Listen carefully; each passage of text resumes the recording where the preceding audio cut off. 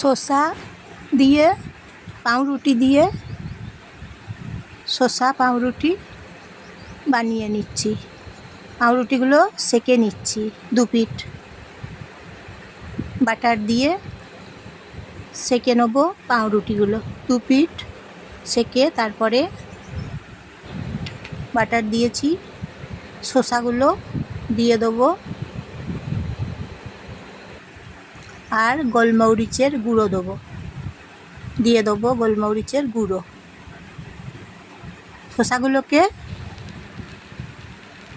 কুড়ে নিয়েছি, গোলমরিচের গুঁড়ো দিচ্ছি শসার ওপরে। অসাধারণ খেতে হয় শসা দিয়ে পাউরুটি দিয়ে, এইভাবে বানিয়ে খেলে অসাধারণ, খুব ভালো লাগে খেতে।